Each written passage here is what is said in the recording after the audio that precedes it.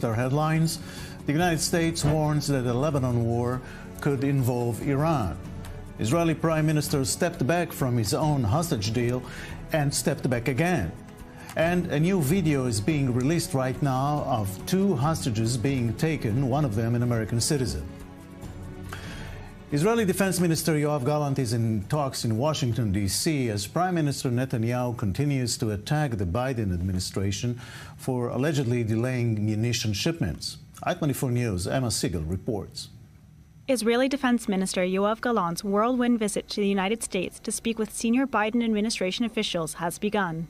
Gallant met on Monday with senior advisor to President Biden, Amos Hochstein, where the two discussed Israel's transition to Phase C in the Gaza war, low-intensity conflict as the IDF works to eliminate the remaining pockets of Hamas from the Gaza Strip. Thank you for that. In a surprising statement on a television show yesterday, Israeli Prime Minister Netanyahu stepped back from his own hostage deal proposal, saying he agrees only to half of it. About an hour ago, in a speech at the Knesset, he backed again, saying he is still committed to the original proposal. I-24 News. Thank you very much. The IDF operation in the Rafah area is going to end soon by all accounts, without an Israeli government plan for who is going to take over Gaza. That's a different story. I-24 News' Robert Swift is in southern Israel with the latest from there. Rob?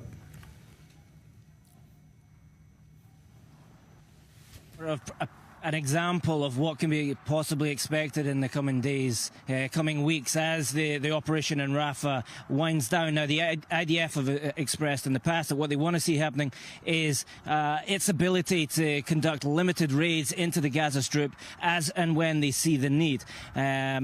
As the IDF conducts in the West Bank currently, as opposed to the warfighting that has been taking place inside Gaza in the last 8 months. But we've seen what may be in store if that's to take place today. Just in the last few minutes, we've seen two Israeli airstrikes taking place in the Jabalia area of the northern Gaza Strip, and this comes following rocket launches towards Ashkelon that took place just over an hour ago. We saw the rockets launching from one of the northern areas, likely Beit Hanun, and there has also been combat taking place in the south in Rafah, with Hamas and Palestinian Islamic Jihad teams playing cat and mouse with Israeli tanks. It was reported that Beirut airport is home to a massive weapons pileup by Hezbollah. Today, reporters were invited to refute the report, but they were not allowed to get into the storage area. I-24 News' Ariel Osran reports. The Lebanese government is on the defensive following a damning report by the British Daily Telegraph alleging Hezbollah is using the Beirut International Airport to store huge quantities of Iranian missiles and other weapons, with the shipments from Iran increasing dramatically since the start of the war in Gaza. Following the report, foreign diplomats and journalists were invited to tour the site in an attempt to prove that the Rafik al-Hariri International Airport is not an Iranian arms depot. هذه الجولة التي دعا إليها وزير الأشغال والنقل علي حمية في مطار بيروت الدولي، والتي وجهت إلى الدبلوماسيين والصحفيين، تستكمل في مطار بيروت الدولي، وهي بدأت بداية في صالون الشرف، وانتقل بعدها الوفود إلى مبنى الشحن الجوي. هناك عدة مباني للشحن الجوي. A reporter for Saudi Al Hadath said that airport security prevented journalists from entering the air cargo center, and that Transportation Minister Hamiyeh completed the tour with the ambassadors. Hamiyeh, a Hezbollah ally, said the Lebanese government will take legal action against the British newspaper, accusing it of slander and fabricating information. On the Golan Heights, just behind me, there was a drone attack, a drone infiltration, which was neutralized near the village of Kela in the Golan Heights. Earlier on, there was an anti-tank guided missile attack between the two communities of Margaliot and Manara in the Upper Galilee in this direction above Kiryat Shmona. The anti-tank guided missile fell into an open field, provoking a blaze. There were no casualties. All right, Pierre, thank you very much for this update. Let's talk a little bit here in the studio about what's happening in the north. Doron, it seems that it's an unbearable situation, but Israel still Holding and holding and holding. How long? Cyprus found itself under threats from Hezbollah. Today, Greek foreign minister and the EU's Borrell reacted. It is absolutely unacceptable to make threats against the sovereign state of the European Union. We stand by Cyprus, and we will all be together in all kinds of global threats coming from terrorist organizations.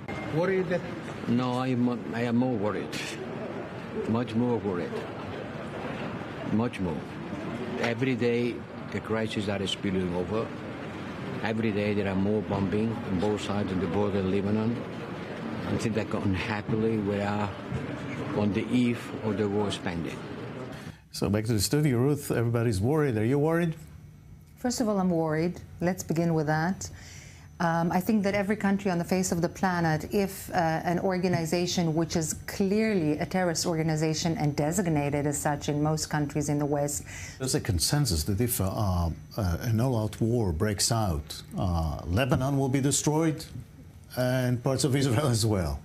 First of all, I think right now we keep the distinction between Lebanese infrastructure and Hezbollah, and we target only Hezbollah. I think the distinction should be kept as long as we can keep it.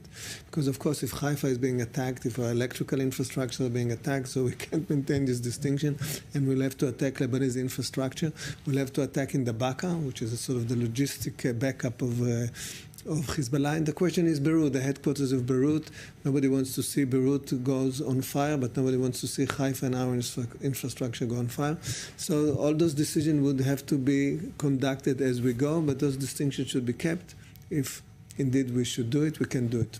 Yeah. Seems like nobody wants the war, but everybody talks about a war. Yeah, right. It's not that nobody wants the war. Iran and Hezbollah certainly want the war. I would say Iran plays its strategy very smart. I'm not sure Iran wants an all-out war now. Iran wants to wear us down in a long process. This is very correct. I absolutely agree with you. But one needs to make a very clear distinction. Iran is the instigator. The whole game plan is to create a Muslim Shiite caliphate worldwide.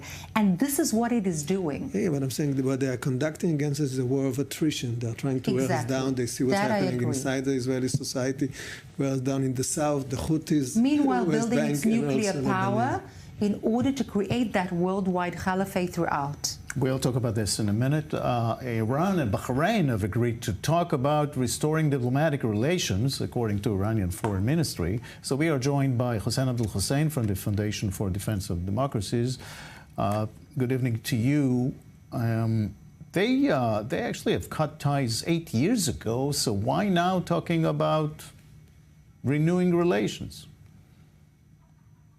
Well, many reasons. First of all, if the United States is talking to Iran, or at least protecting Iranian interests by not allowing our European allies to censor Iran over IAEA complaints about the Iranian nuclear program.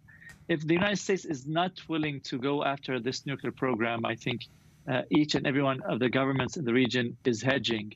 And they're thinking it's better to get on Iran's good side now before Iran becomes nuclear, and then things become more complicated. So I would say this is the primary motive, whether it's for Bahrain or any other country in the region. Go to the UN. What's going on there? Mike Wagenheim, I-24 News senior correspondent. The nuclear, Iran, and the UN information today. Good evening, Jacob. Coming up here in a few hours' time in New York, the UN Security Council will meet on the JCPOA, the Iran nuclear accord. They're going to go over the Secretary General's latest report. It's procedural in nature. It happens every now and again here, but obviously there's more to it this time around. Why? Because just a couple of weeks ago, the International Atomic Energy Agency's Board of Governors censored Iran for repeated violations of IAEA protocol. Ladin is live at the Hostage Square in Tel Aviv with a reaction from there, Balir. Yes, just before we talk about the statement by Netanyahu and whether that contradicts themselves or not, just a few moments ago, the video from the families of the hostages forum has been released showing the kidnapping of 3 of the hostages.